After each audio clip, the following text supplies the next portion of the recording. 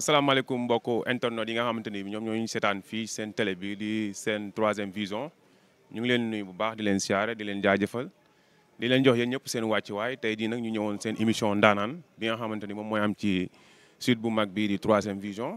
ñu ñëwoon seeti waa ASTES tey ñu doon def remise de diplôme ñu ànd seeg seen président Cheikh Ndiaye kon nag mbokk yi ñu ngi leen di bàyyi ngeen seetaan ak gars yi bisimilah.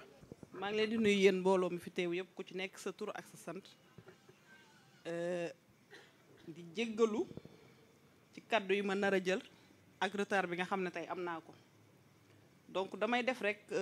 ouverture cérémonie bi muy présenter mot de bienvenue bi mesdames, mademoiselles et messieurs, bonjour. Cette occasion aujourd'hui nous est permis de rencontrer toutes les personnes ayant un objectif commun, c'est de promouvoir la couture sous ses différentes formes. Vous êtes ici présents pour témoigner votre intérêt et soutien et nous sommes profondément reconnaissants. Nous sommes réunis ici pour célébrer la cérémonie de remise des attestations en couture et éducation financière des membres de notre GIE ou syndicat des stylistes couturiers du Sénégal. Cet événement est le fruit de nombreux efforts de notre secrétaire général, Mame Cheikh Ndiaye, qui n'a ménagé aucun effort à la recherche de collaboration et de partenaires pour accompagner son engagement qui vise à renforcer la capacité des membres de l'organisation, tant sur le plan technique, coupe et couture, et sur le plan de la gestion efficace des entreprises. Nous tenons à exprimer notre profonde gratitude à travers nos partenaires clés, dont le soutien indéfectible a été essentiel à la réussite de cette initiative. En premier lieu, on peut noter la Confédération nationale des travailleurs du Sénégal. Votre engagement en faveur des travailleurs et votre soutien continu ont été inestimables pour notre communauté et notre secteur informel. Le Fonds de financement professionnel 3FPT, professionnel et technique 3FPT,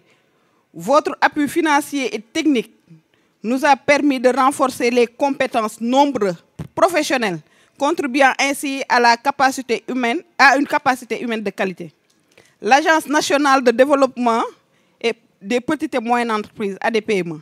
Votre encadrement et vos conseils ont été précieux pour la structuration et la formalisation des entreprises, favorisant leur croissance et leur compétitivité. Le Fonds de garantie des investissements prioritaires, FONGIP. Votre soutien financier va nous faciliter l'accès aux ressources nécessaires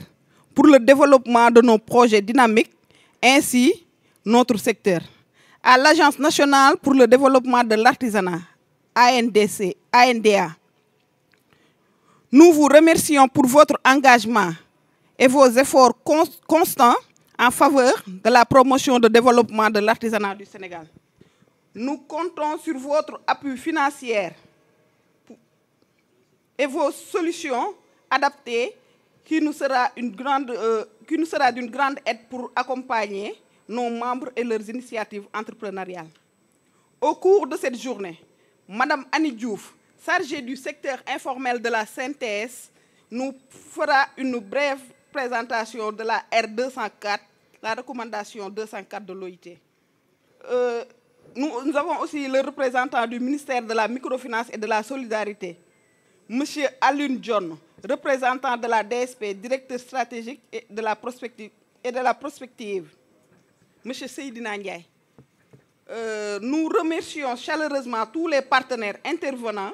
qui ont contribué à la réalisation de cet événement. Votre engagement et votre soutien pour nous et espérons poursuivre cette dynamique à l'avenir.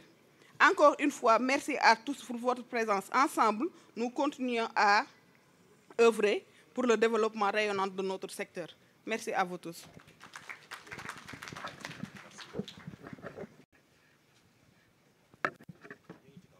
suñuy acteur nag du ay artisan rek. Nous on a un secteur qui est transversal et qui dépasse presque fait un maillage national maanaam ñun dañoo yaa tëddee. Il y a ce qu'on appelle boo demee ci pêche agriculture maraîchage entre autres tout ça on a des acteurs foo dem am nañ fa ay acteurs mais consigne bi nga xam ne tey suñu kilifa jox nañu ko moom mooy essayer de voir comment nan nañu mun a accompagner acteurs yëpp. Donc aujourd'hui ñu ngi fii dans le milieu artisanat avec aujourd'hui les couturiers et autres stylistes ñun suñu mbébét moom mooy jàppale leen jàppale bi moom mooy lan. Première chose à faire moom mooy ñu identifier ba pare il faut faire le travail d'identification on peut pas accompagner sans identification il nous faut ñu identifier leen xool leen bu ñu identifier pare mun nañ ñëw yéen ñëpp c'est ça l'identification mais après on fait un ciblage ñu jéem a cibler ñu xool diw selon des critères yoo xam ñëpp a siy d'accord tënku du am kii moo kii amul pàcc amul seen c'est la transparence dans sa généralité en quelque sorte. Maintenant suñ defee ciblage bi après dañuy adresser formation yi. bu fekkente ne yow fekk nga formaliser am nga këyit am nga lépp dañuy attaquer volet formation et le volet formation bi njëkk mooy éducation financière parce que tey nit mënoo nekk da nga war a am koom-koom te moom mënul gérer portefeuille am bu jaayee mënul tax génne ce qui est charge ce qui est produit loolu tamit day indi problème après sànq EG doyen Guiro mi ñu koy wax ñi nga xam ne investissement yi mu def Ziguinchor yëpp alors que nit ñi buñ jaay dañu séddoo xaalis bi sur le tas duñ tax fay les charges wala ñu génne li nga xam moo war a dynamiser encore la vie de l'entreprise. Donc loolu mooy la première formation maintenant bu ñu weesoo loolu noonu après ñu def ce qu'on appelle coaching ñu coacher la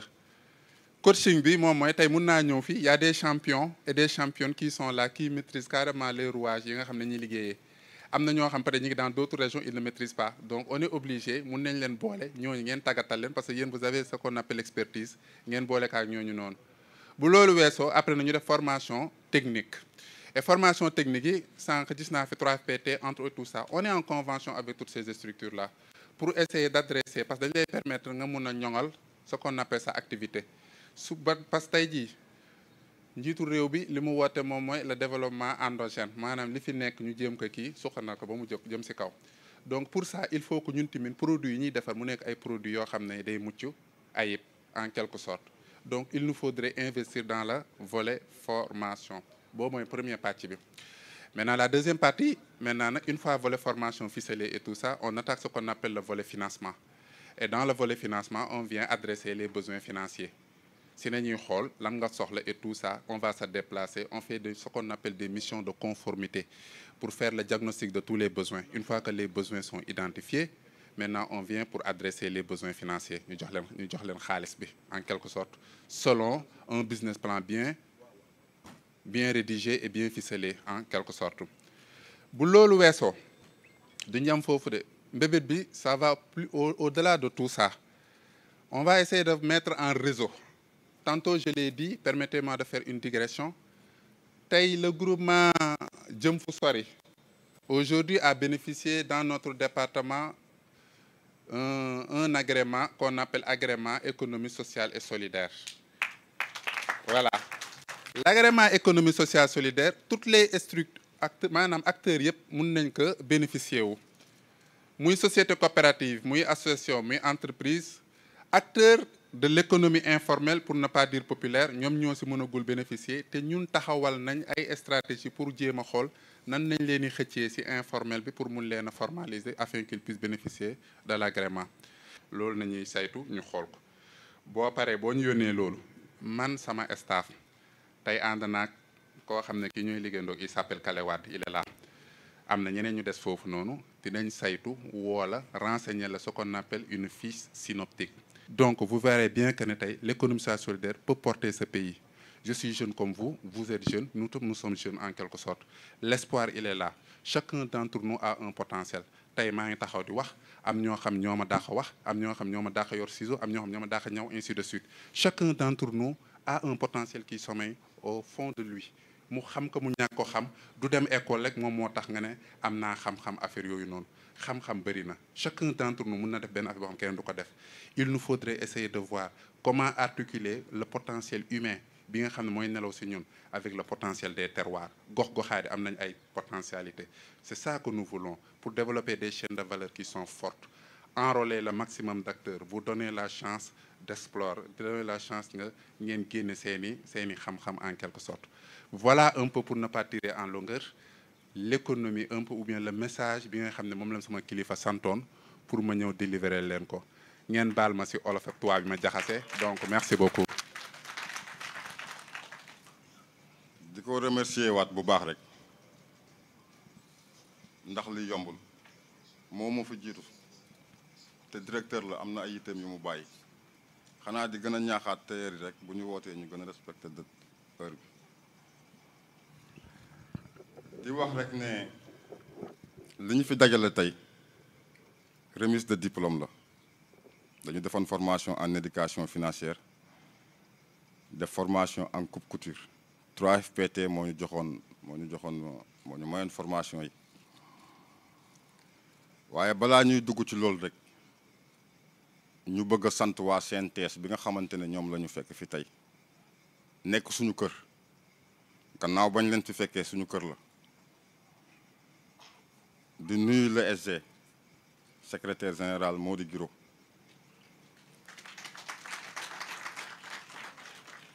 wax dëgg yàlla tëddee na njaaxaanaay te amul béjjënu biir moo tax ñëpp ñëw daanu ci kawam boot nañu roggante nañu yàlla dimbali na ko ba amul béjjëni ginnaaw waaye jàpp naa it ñu nit amuñu béjjënu biir ba mën koo jam lëkkaloo bi ñu lëkkaloo ak CNTS gis nañ ci suñu bopp di ñaan yàlla kër gi fépp fu mu toll rek yàlla yokk ko ba ñëpp gis ci seen bopp bi ñu ñëwee ci kër gi sans exception ñëpp ñu bëgg ñoo fi gën a ndaw nag ñëpp ñu bëgg ñëpp ñu respecté ñëpp ñu sopp ci nekk gi ñu nekk ak ñoom ci kër gi di jël kenn di ko beral nuyoo di maman Ani Diouf yore secteur informel nañ ko tàccu nekk suñu yaay ju baax mu nekk suñu yaay ju baax ànd ak ñun aussi ci liggéey bi di ñu orienté ndax moo ñu ci jiitu moo ñu ci ëpp expérience yaa booy expérience boobu la ñu bëgg tey nga partagé ko ak say doom partagé ko ak say sœur tàccu leen ko waay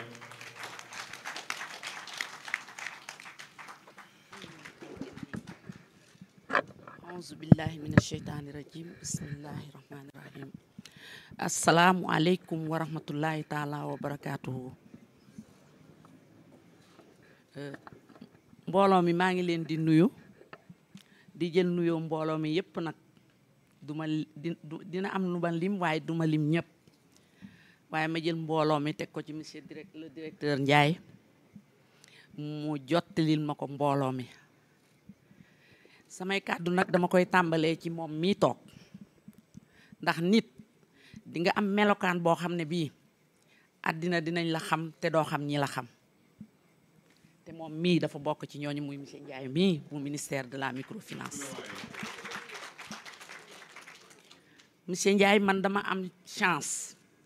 dem ci ministère ba lu mat ñetti yoon di fa gunge sama partenaire mu fay wut agrément mais ñetti yoon yooyu ma fay dem yépp seedeel naa ko sax moom kilifaam muy monsieur le ministre seede naa ko ci kanamam ci yaram ci tegginam ci dalam loolu moo tax ma ne loolu tamit bu ñëwee ba fii nag muy sunu kër ñu koy tudde kër liggéeykat yi muy kër Madia Diop gii te ñun gëm naa ne ñun waa secteur informel secteur de l'économie informelle ñun li ñu soxla lépp nag laa wax lépp du début à la fin mu ngi ci biir ministère boobu amul ministère de l'artisanat amul ministère du commerce amul ministère de l'industrie lépp lu ñu soxla ñun ci Sénégal dama ne mu ngi ci biir ministère boobu ñu dëxëñ kon bu ñu yàlla mayee tey jëm fu sori maam Cheikh du ma wax ci yow newoon naa la du ma wax ci yow bu wax ji jeexee lay wax ci yow ndax wax ci yow mooy bàyyi naa la ak yàlla sunu borom ndax xale bu fekkente ne yàlla daf la def ngay ànd ak ay mag li ma wax ci monsieur Ndiaye rek dama doon duma wax ci maam Cheikh loolu lay waxaat ci moom ndax xale bu fekkee yàlla daf la def xale ngay ànd ak ay mag ndax gëm naa ne fii ñu ko mag ñu bari ñu ngi ci biir salle bi mais maam Cheikh man gëm naa ne ku mënul ànd ak moom doo ànd ak kenn ci àddina doo ànd ak kenn ci àddina te gis nga jigéen ñii ngay wax ne lu ngeen doon ñoo leen ko def ak ka ñu am fulla ak ka ñu am fayda ci seen bopp jigéen ñii ku leen tegul seen place ñu lijjanti seen bopp maa ngi leen nuyu bu baax chéri donc bésu tey bii dafa nekk bésu mbégte yéen kilifa yii ngeen xam ne ñawal ngeen sëriñ ñawal ngeen baadoolo ñawal ngeen mag ñawal ngeen xale ndax tey la ñaw bi law ba jigéen ñi tey jii defe naa saal bi boo xoolee jigéen ñi toog fi yëpp ay table machine lañ yor kon góor ñi ma yóbbalatuñ leen dara mais yéen tamit damay wax ne gàcce nga la ma yéen ndax ku lu nit doonul taalibeem rek doo ma sa doon sëriñam kon bésu tey bii bu leen ko yàlla mayee ñu koy organiser ngeen baal ma nag baat bi dafa dee ndax 5 heures du matin laa déparé Kaolack ñëw fii ndax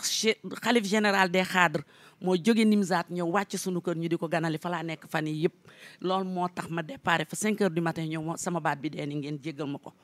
ah ñuy ñaan yàlla lépp lu ngeen def fi yal na ko yàlla def ci barke maamam booba yal na leen ko yàlla nangul barke Seydina Muhammad maam Cheikh ma lay balaa maa wax ci waxtaan bi ma présenté la man tamit ñi ma àndal ndax synthèse dafa rëy sama kilifa bu jigéen na nga ne toog muy Adja Fatou tey la présidente Aïssatou Touré nekku fi moom mii tey c'est la doyenne du comité national des femmes de la synthèse jëlale naan ndomba tànk bi mu takk biir bureau confédéral mais kii mooy yaayu synthèse kon bu fekkente ne joxe nañ ay lettre d'invitation secrétaire général am yebal ko ne na ñëw teewal ko mu yéeg ci giro wàcc ñëw toog fii dama ne da ngeen di xool ne moo di giro moo toog fii ma ànd nag ndax kër gi dafa rëy te man rusuma koo wax damay wax ne biir centrale bi syndicat informel yi fi nekk yëpp mun naa wax ne maam Cheikh mii ci ñi ma mujjee xam la bokk waaye man ko am fulla laa ci sama bopp ndax man képp koo xam ne kii xam naa ne yow yoon wi nga taxaw dem rek moo la tax a jóg incha allahu rabbi la lay puus ngay dem man sama doole fa lay jeex te maam Cheikh yal na la yàlla gunge ak sa organisation ma ànd nag ak CONAFES gii nga xam ne CONAFES ku ko dégg monsieur Ndiaye di nga ne lu xew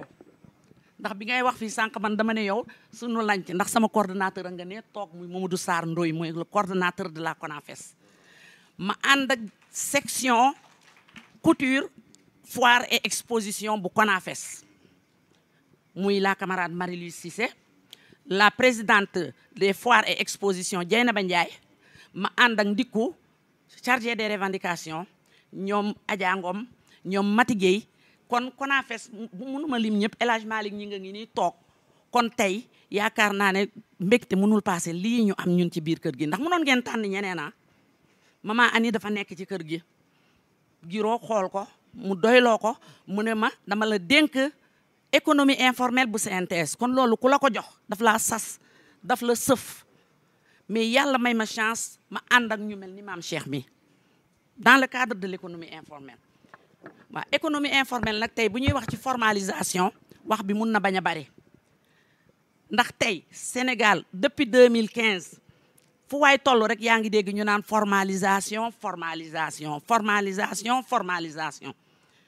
formalisation la ko taxoon a jóg organisation internationale du travail décrété ko daf ko décrété jox ko état yi ci àddina bi gannaaw ba mu saytoo moom ne àddina bi wërngal këpp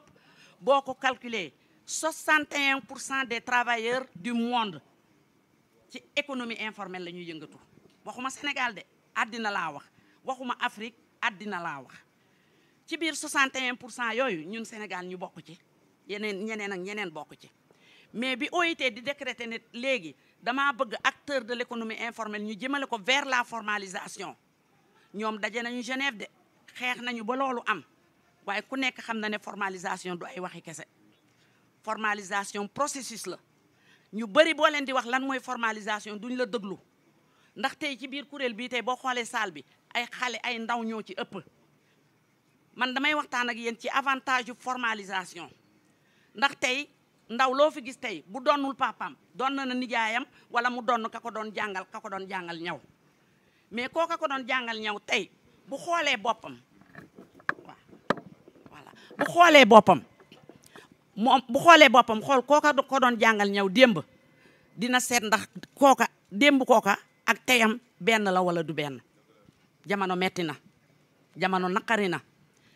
mais bu fekkee yàlla daf ñu boole ñu dugg ci syndicat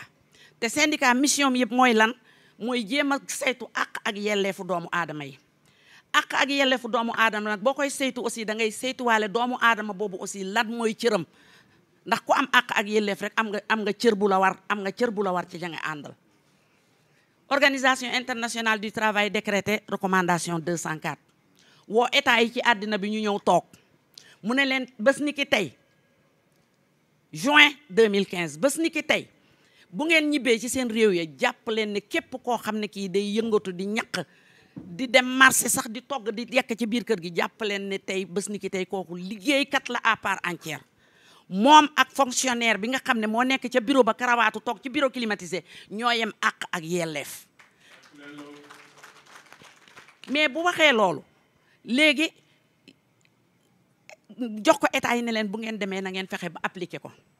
tegal leen fukki poñ ak ñaar yoo xam ne fukki poñ ak ñaar yooyu ci la état yi war a tënku pour jël acteur de l'économie informelle yi teg leen ci yoon ndax ñu gis ndax dañu war a xam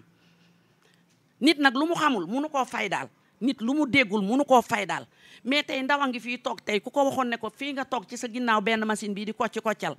am na yoon woo xam ne wii sa àq la ak sa yelleef la ba nga xam ne tey boo demee ba am juróom benn fukki at ak juróom boo feebaree kenn du la yelwaanal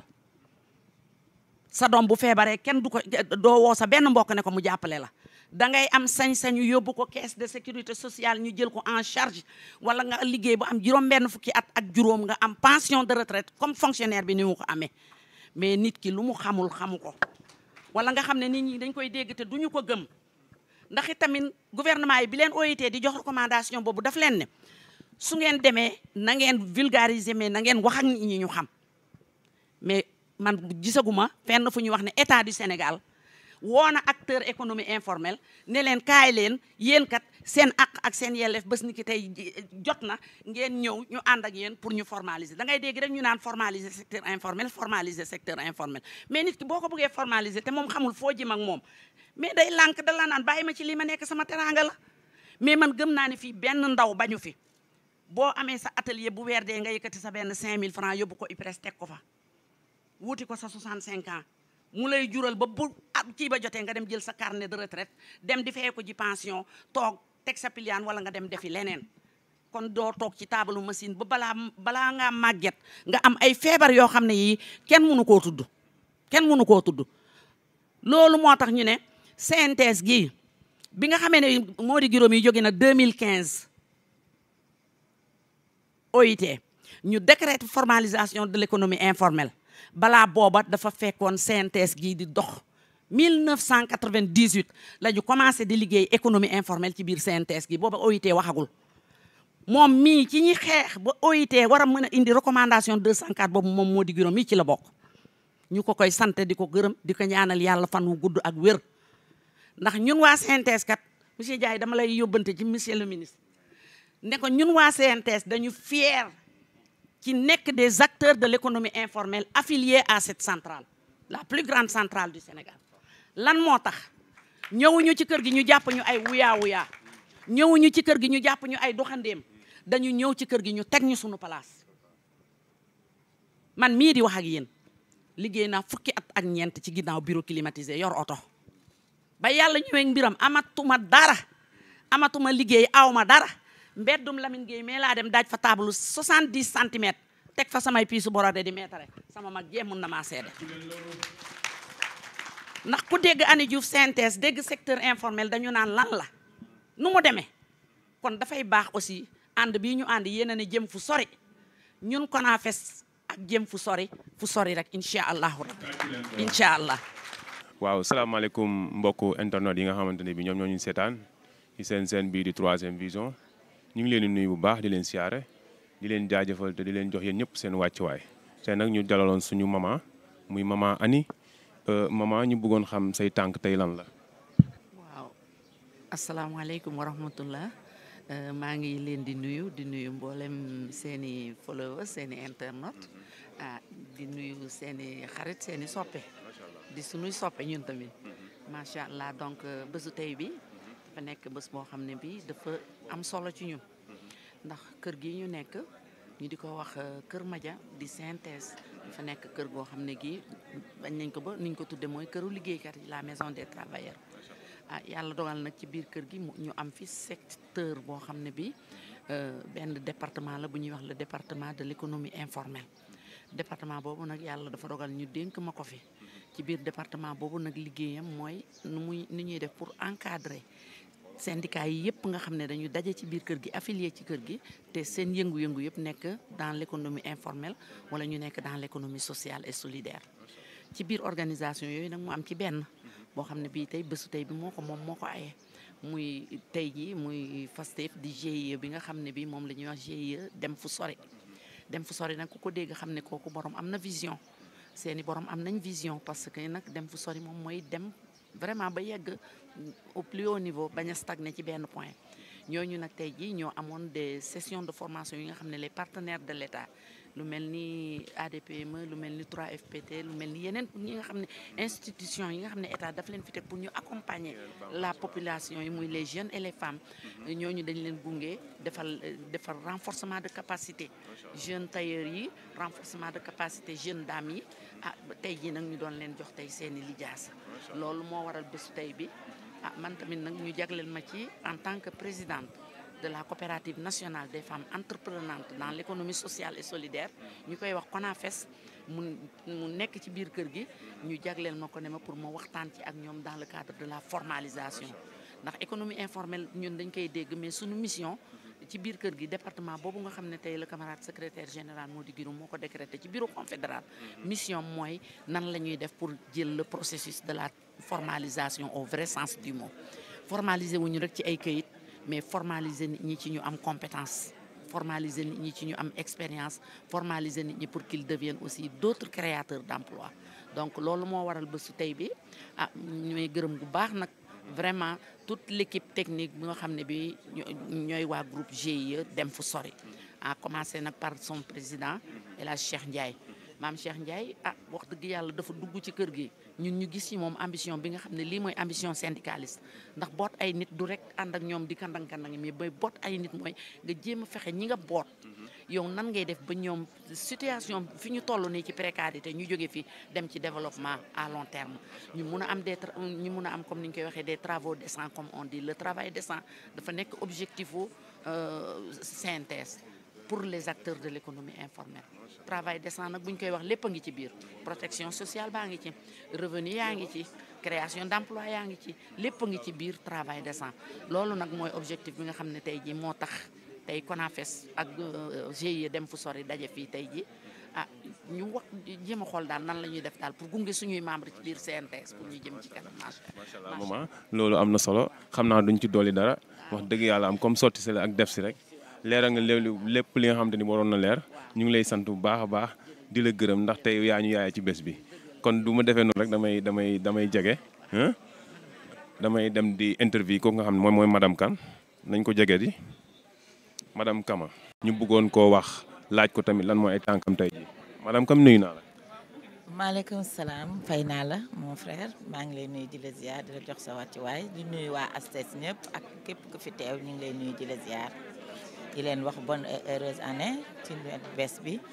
yàlla defal ñu jàmm ñu mel ni surtout gudd fan ak wér man laay ñaanal nit ci nit ñi suñu xam ne leen da leen ñaan gudd fan ak wér surtout wér gu yaram parce que boo amee xaalis te amoo wér gu yaram amuloo dara dan laa nga ciy sabure day fekk nga wér yàlla nañu yàlla may wér gu yaram bu sax macha allah.